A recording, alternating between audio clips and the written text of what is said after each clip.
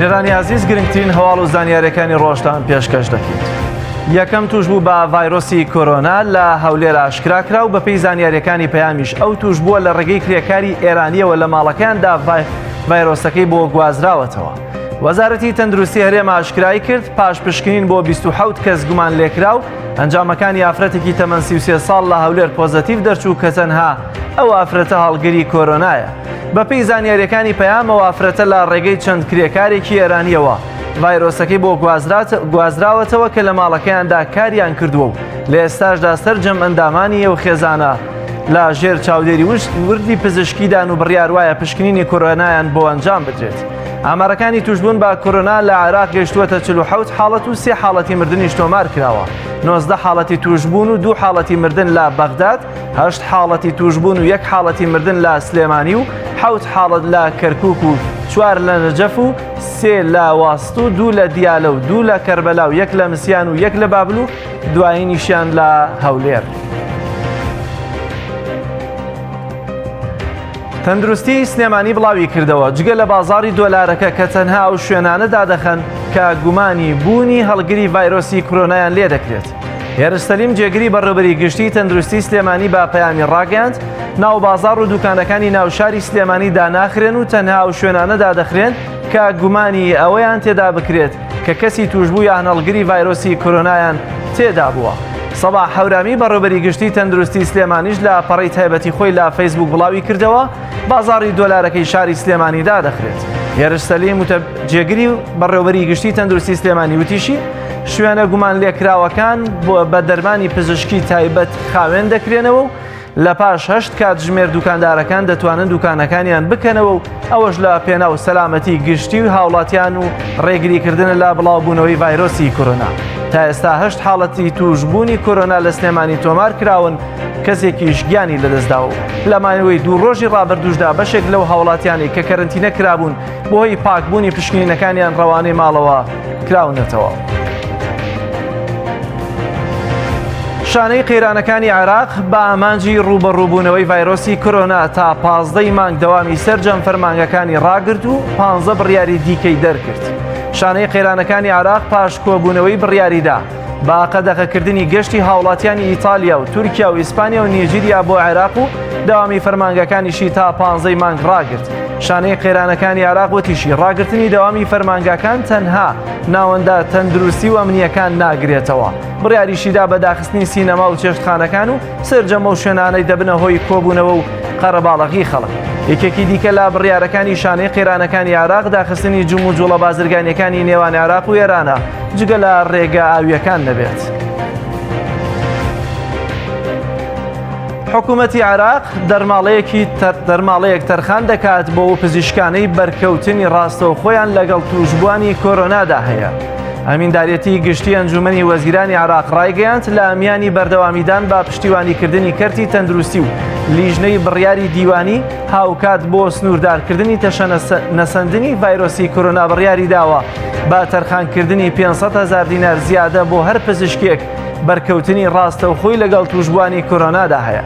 ئاماژەی بەوەش کراوە وەزارەتی تەندروستی سەرپشت کراوە لە داخستنی دام و دەستگا گشتی و تایبەتەکان لە ئەگەری سەرپێچیکردنی بڕیار و ڕێنماییەکاندا. بەپێی ئامارەکان وەزارەتی تەندروستی عێراق تا ئێستا 47 حاڵەتی توشبوون با کۆرۆنا و 3 حاڵەتی گیان لە دەستدان لە سەرانسەری عێراقدا تۆمار کراون. لە باکووری ئێران پزیشکێک بەهۆی کۆرۆناوە گیانی لەدەستدا و پێشبینیش دەکرێت تا کۆتایی مانگ توشبووان بە کۆرۆنا تەنها لە تارانی پایتەخت بگاتە 3.5 ملیۆن. لە کەناراوەکانی یانزەلی لە باکووری ئێران سیامەک دیوشەلی پزیشکی پسپۆڕی نەخۆشی مناڵان بەهۆی توشبوونی بە ڤایرۆسی کۆرۆناوە گیانی لەدەستدا و با پێی ئامارەکان 65 پزیشکی دیکە لە ئێران تووشی کۆرۆنا بوون. مەسعود مەردانی ئەندامی کۆمیتەی بەرەنگاربوونەوەی ئەنفلەنزای ئێران پێشبینی دەکات تا کۆتایی مانگ 140 دانیشتوانی تایران تووشی کۆرۆنا بن. مەسعود مەردان پزیشکی پسپۆڕی نەخۆشیەکانی هەوکردن و ئەندامی کۆمیتەی بەرەنگاربوونەوەی ڤایرۆسی کۆرۆنا ئەندامی بەرەنگاربوونەوەی کۆمیتەی ئەنفلەنزاکانی ئێران لە چاوپێکەوتنێکدا بۆ پێگەی هەمشاری وتی بەپێی پێشبینیەکان تا کۆتایی مانگ 140 دانیشتوانی تاران تووشی کۆرۆنا دەبن. مەردان وتوویەتی یەک کەسی توشبوو بە کۆرۆنا دەتوانێت لە یەک کاتدا 4 کەس تووشی کۆرۆنا بکات. بۆیە زۆر بە خێرایی کۆرۆنا لە بڵاوبوونەوەدایە و باوەڕی وایە لە 8 ملیۆن دانیشتووی تاران تا کۆتایی مانگ 3 ملیۆن و نیوی تووشی کۆرۆنا دەبن. ئاماری توشبوانی ڤایرۆسی کۆرۆنای نوێ لە سەر تاسەری جیهان 100,000 کەسی تێپەڕاند و زیاتر لە 57,000 کەسیش چاک بوونەتەوە. ئامارەکانی ناوەندی سیستەمی زانستی سەربەزانکۆی جۆنس کە بارەگاکەی لە ویلایەتە یەکگرتووەکانی ئەمریکایە جەختیان لەوە کردووەتەوە. تا ئێستا 102,234 کەس لە سەراستی جیهان تووشی ڤایرۆسی کۆرۆنای نوێ بوون. زۆری نێوە حاڵەتانش کە زیاتر لە 60,000 لە وڵاتی چین تۆمار کراوە و دوای چین کۆریای باشوور 6,600 حاڵەتی تێدا تۆمار کراوە و ئێران بە پلەی سێیەم نزیکەی 4,750 حاڵەت و ئیتالیا بە 3,850 حاڵەت لە پلەی چوارەمدایە. زۆرترین حاڵەتەکانی گیان لەدەستدان بۆی کۆرۆناوە لا وڵاتی چین تۆمار کراوە 3,497 کەس گیانیان لەدەستداوە و لە ئیتالیا 148 کەس، لە ئێران 124 کەس و لە کۆریای باشوور 42 کەس گیانیان لەدەستداوە. با گوێرەی ئامارەکانی ئەو زانکۆ ئەمریکیە تا ئێستا 57,622 توشبووی ڤایرۆسەکە لە سەرانسەری جیهاندا چاک بوونەتەوە. ڕێکخراوی تەندروستی جیهانی ڕایگەیاند 20 ڤاکسینی دژە ڤایرۆسی کۆرۆنا ئامادەکراوە و بەم زوانە تاقیکردنەوەیان لەسەر دەکرێت. ڕێکخراوی تەندروستی جیهانی 20 ڤاکسینی دژە ڤایرۆسی کۆرۆنایان ئامادە کردووە تاوەکو لەسەر توشبووان بە ڤایرۆسی کۆرۆنا تاقی بکرێنەوە. دۆزینەوەی ڤاکسینی دژە کۆرۆنا بووەتە کێبڕکی نێوان کۆمپانیای پزیشکیەکان و تەنانەت وڵاتانیش. بەڵام تا ئێستا بە فەرمی هیچ چارەسەرێک بۆ توشبووانی کۆرۆنا نەدۆزراوەتەوە. ڕێکخراوی داعش بەرپرسیارەتی خۆی لە تەقینەوەکەی کابولی پایتەختی ئەفغانستان ڕاگەیاند. ئاژانسی هەواڵی عەماقی سەر بە ڕێکخراوی داعش بڵاوی کردەوە تەقینەوەکەی ڕۆژی ڕابردووی کابولی پایتەختی ئەفغانستان لەلایەن داعشەوە ئەنجام درراوە.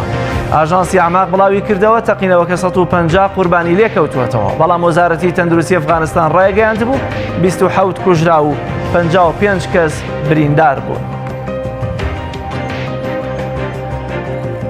دۆناڵد ترامپ سەرۆکی ویلایەتە یەکگرتووەکانی ئەمریکا دەڵێت پێدەچێت تالیبان بەسەر ئەفغانستاندا زاڵ بێت. لە وتوێژێکدا لەگەڵ ڕۆژنامەنووسان لە کۆشکی سپی ترامپ وتی لە دوای چوونە دەرەوەی هێزەکانیان لە ئەفغانستان پێدەچێت تالیبان بەسەر حکوومەتی ئەفغانستاندا زاڵ ببێت.